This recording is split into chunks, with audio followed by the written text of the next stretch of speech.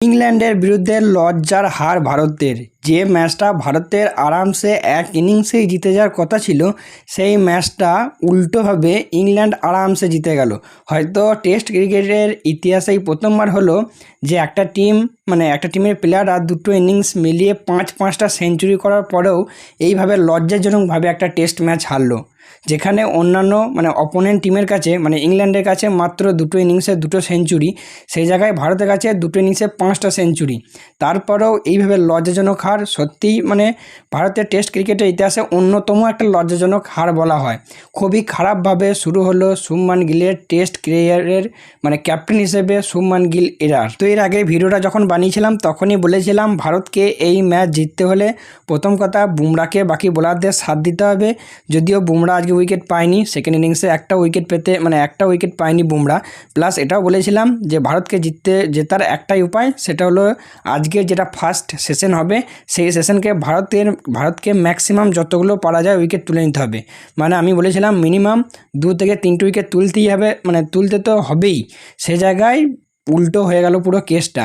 ইংল্যান্ডের ব্যাটসম্যানরা মিলে বোধহয় খুব সম্ভবত 185 বা 179 রানের এরকম একটা পার্টনারশিপ করলো বেন ডাকেট এবং জ্যাক ক্রলি মিলে। ফার্স্ট সেশনের খেলা চলাকালীন আমি তখনই টেলিগ্রামে মেসেজ করে দিয়েছিলাম বা বলে দিয়েছিলাম এই ম্যাচ ভারতের হাত থেকে বেরিয়ে যাচ্ছে বা বেরিয়ে গেছে। একমাত্র এই ম্যাচ ইংল্যান্ড তো জিতবেই, শুধুমাত্র ড্র হওয়ার সম্ভাবনা ছিল যদি বৃষ্টি খেলাটাকে ভেস্তে দেয়। তো তাই সবাইকে বলে রাখছি, যারা টেলিগ্রাম চ্যানেলে জয়েন করোনি টেলিগ্রাম চ্যানেলে জয়েন হয়ে যাও।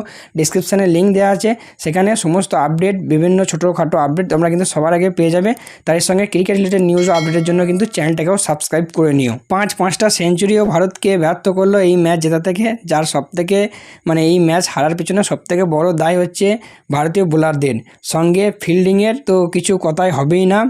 সবথেকে বেশি টেস্ট ক্যাচে একটা টেস্ট ম্যাচে সবথেকে বেশি ক্যাচ মিস করেছে এই টেস্টে, যার মধ্যে সবার উপরে নাম রয়েছে অবশ্যই যশস্বী জয়সওয়াল, যে দুটো ইনিংস মিলিয়ে খুব সম্ভবত 4টে না 5টা ক্যাচ মিস করেছে। এবং একই টেস্ট ম্যাচে দুটো ইনিংস মিলিয়ে সবথেকে বেশি ক্যাচ মিস করার নামেও কিন্তু চলে এলো যশস্বী জয়সওয়াল। এর আগে কোনো প্লেয়ার একই টেস্ট ম্যাচে এত কোটা ক্যাচ মিস করেনি। হ্যাঁ, প্রথমে যখন ক্যাচ মিস হলো ঠিক আছে, প্লেয়ারদের একটা আধটা ক্যাচ মিস হতেই পারে, একটা মিস করলো, দুটো মিস করলো, 3টে মিস করলো, আবার প্লাস আজকেও বেন ডাকেটের একটা ক্যাচ মিস করলো। দুটো ইনিংসেই প্রথম ইনিংসও বেন ডাকেটের ক্যাচ মিস করেছে, সেখানেও সে কিন্তু রান করেছিল, প্লাস 50+ রান করেছিল। সেকেন্ড ইনিংসেও সে তার ক্যাচ ফেললো এবং বেন ডাকেট 149 রানের একটা অসাধারণ ইনিংস খেললো। ভারতীয় প্লেয়ারদের আর কি ইংল্যান্ডের প্লেয়ারদেরকে দেখে শেখা উচিত কীভাবে টেস্ট ক্রিকেট খেলতে হয়, কীভাবে টেস্ট ক্রিকেট জিততে হয়। 371 রান টার্গেট দিয়েছিল কিন্তু ভারত, যেটা কিন্তু ফোর্থ ইনিংসে, টেস্টের ক্ষেত্রে ফোর্থ ইনিংসে চেস করা অত সোজা নয়, এক প্রকার অসম্ভব বললেই চলে। খুব কমবার এরকম 350+ রান চেস করেছে, চেস হয়েছে টেস্ট ক্রিকেটের ইতিহাসে। সেই জায়গায় ইংল্যান্ড এত সুন্দর খেললো, মনেই হলো না তারা এতটা রান চেস করছে। ইংল্যান্ডের ব্যাটসম্যানদেরকে দেখে একবারও মনে হয় না যে তারা টেনশনে আছে, এত রান চেস করছে, আউট হয়ে যাবে নাকি। খুব সুন্দরভাবে, সিম্পলিভাবে এবং খুবই ক্রিকেটিং শট খেলে তারা কিন্তু এই টেস্ট ম্যাচটা জিতলো। আর স্পেশাল করে আরেকজন প্লেয়ারের কথা না বললেই নয়, সেটা হলো প্রসিদ্ধ কৃষ্ণা। হ্যাঁ, অনেকে হয়তো বলবে প্রসিদ্ধ কৃষ্ণা কী দোষ করেছে, প্রথম ম্যাচে 3টে উইকেট পেয়েছে, সেকেন্ড ম্যাচে 2টো উইকেট পেয়েছে। বাট ভাই, ইকোনমিটা একবার দেখো, একটা প্লেয়ার 20 ওভার 22 ওভার করে বল করছে, সেখানে তার ফার্স্ট ইনিংসে ইকোনমি হচ্ছে 6.4, টেস্টে 6.4।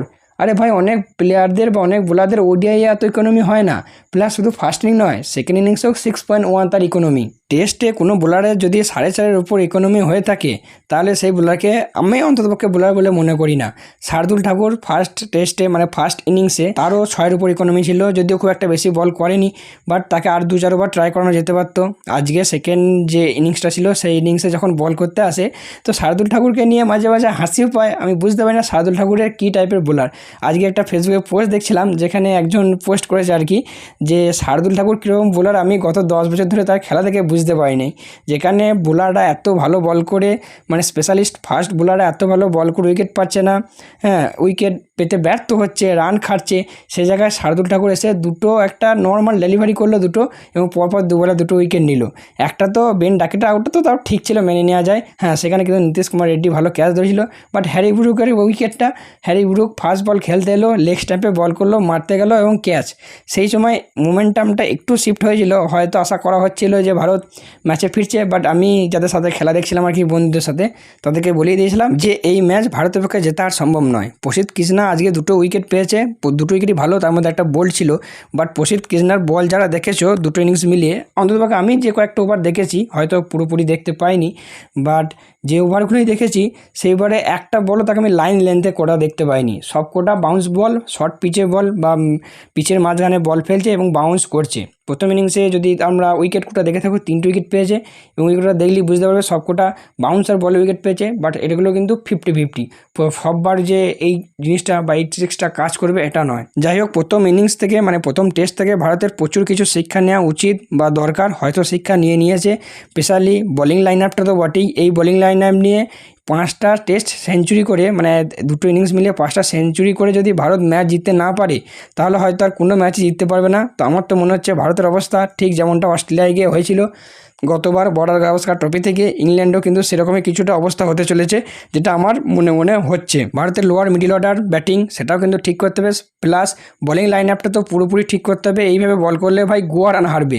আর যে ম্যাচ দুটো বুমরা খেলবে না, সেই ম্যাচ দুটো ভারত পুরো ধোঁয়া দেখবে, ধোঁয়া। এই আমি তোমাদেরকে বলে দিলাম, তোমরা লিখে নিও। বাকি ভারতের হারের যে আসল কারণ সেগুলো নিয়ে ডিটেলসে কালকে একটা ভিডিও আসবে, তোমরা অবশ্যই সেই ভিডিওটা দেখো। আর ভারতের এই হারের জন্য তোমরা কাকে দায়ী করছো অবশ্যই কমেন্ট করে জানিও। সো চলো, দেখা হচ্ছে পরবর্তী ভিডিওতে।